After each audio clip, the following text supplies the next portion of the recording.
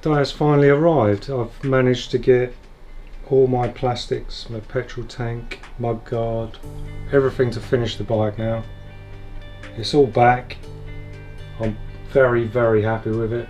We'll go outside in a minute and have a quick look before I fit everything, but you can see from, if you have a look at the sort of first and second video, what sort of state it was in. And yeah, well, needless to say, I'm very happy with it. It was a lot of arsing about getting it done, but in the end it is done. So all credit to the person who finished it for me, which subsequently wasn't the person who started it. So we'll have a quick look over some bits.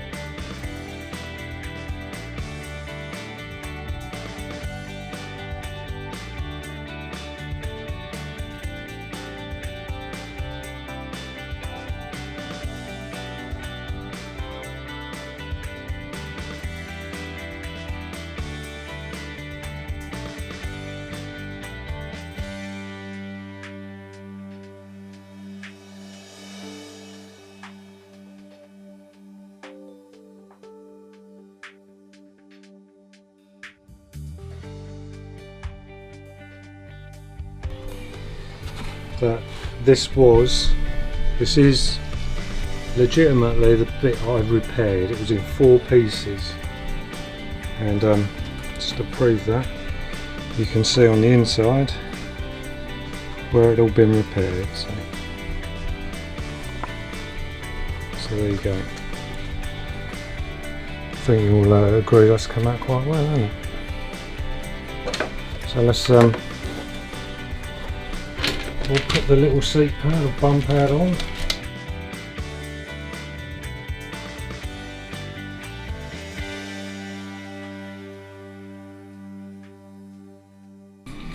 So I've already put in these little rubber grommets, and they're just for the side panel lugs. They go in and they locate in there. Right.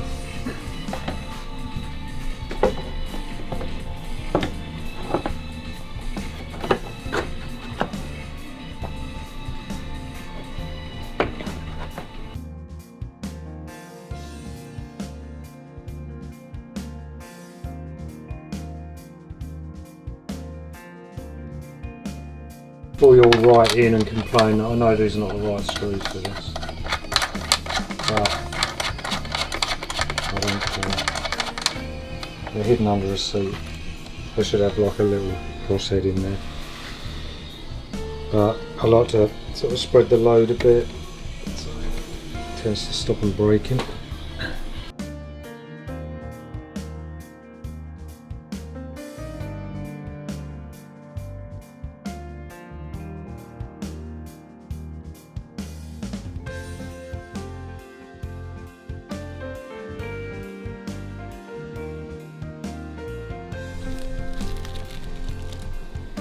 So I don't do anything up too tight just yet, until it's on the bike, which I've got to line up with 2 pins on the front of the fairing.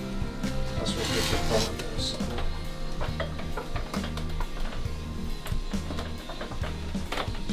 So carefully got everything in. If you over tighten things before everything's sort of settled in, you find that you just start cracking things, which is not what you want. These little ears, or these little wings here, they snap off.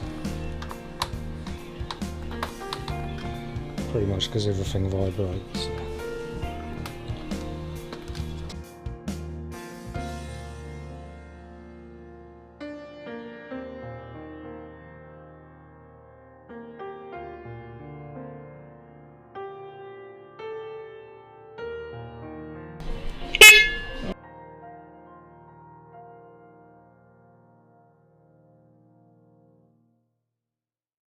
So because this has been hanging around in a paint shop forever,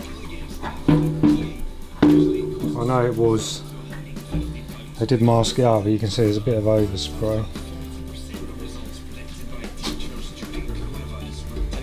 So what I want to do is just make sure, because that tank is pristine in there, I just want to give it a good slosh around and get any dust and crap out of there.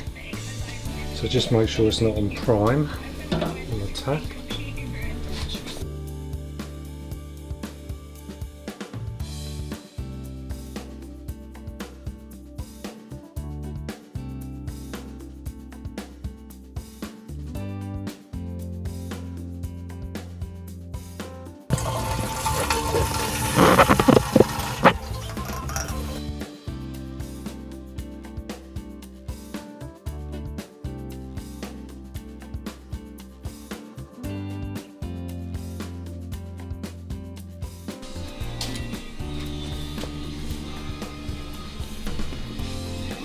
So you can't really get this wrong because there's like an odd amount of screws in it, so it won't go in the other way around.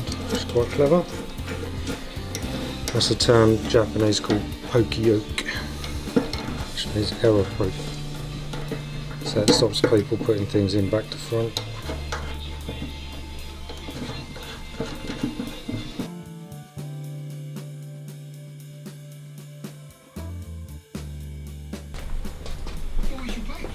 This is really tricky to get on.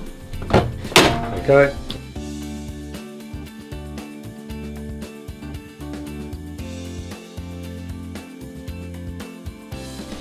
Rear view mirror adjustment.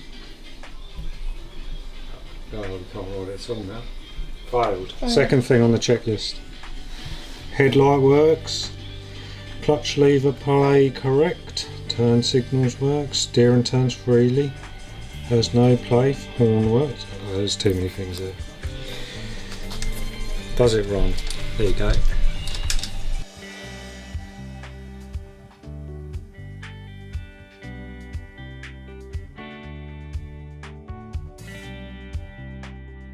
These do need a bit of a clean. Dirty.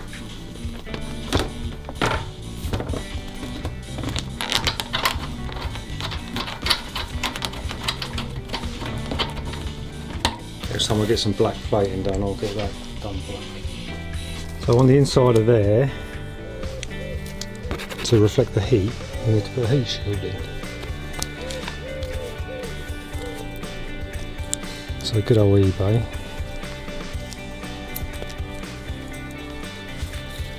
I bought some heat shield. So I'm just going to roughly, made a rough template as well.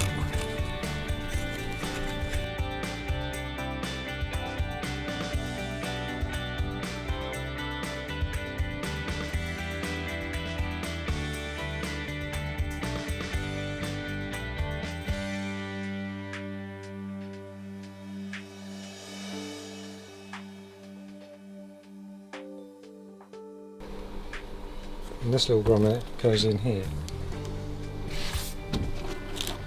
And what it does, the amount of belly pans I've seen without it, because it's a bit of a faff to get in and get lost, may perish.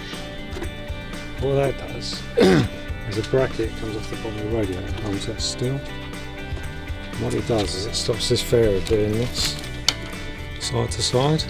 And when the fairing's doing that, that's why they break on the fairing mounts. So if you've got that in place, it reduces the amount of wobble it has.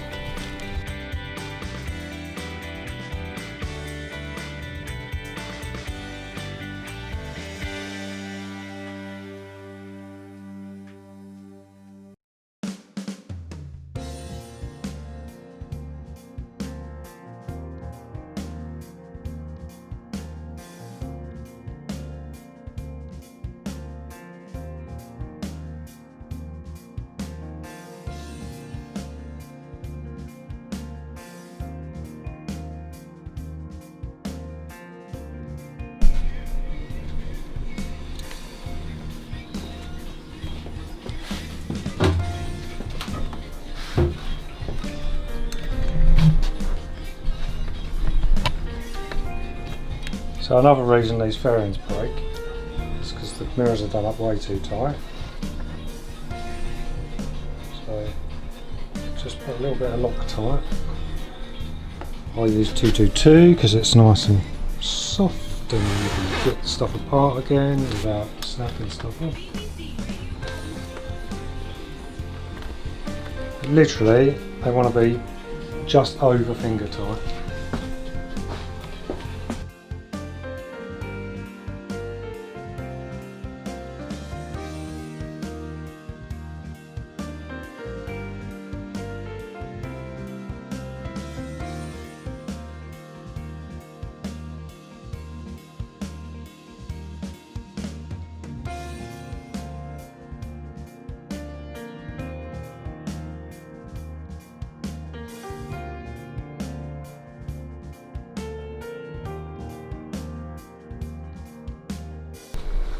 Well, there you go. We've finally got to the end of the story, I think.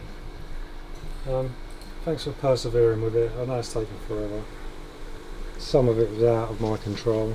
But, we got there in the end. I think you can appreciate how many hours goes into restoring a bike. And this is not even a full sort of nut and bolt restoration. It's certainly not concourse, but it's a good standard, and I'm more than happy with it. So we'll do another part to this sort of final episode. It will be, I need to get it MOT. So in the UK we have to have a test done just to make sure it's roadworthy, and then once that's done, I'll put a few miles on it, just run it in a bit, and then we'll be thrashing the hell out of it, and we'll make a little video of why these bikes to me are the best thing ever, because you can have so much fun on them. So thanks again for watching. I really appreciate everybody who's stayed along for the journey, and watch this space, because don't tell the wife, but I may have bought another bike.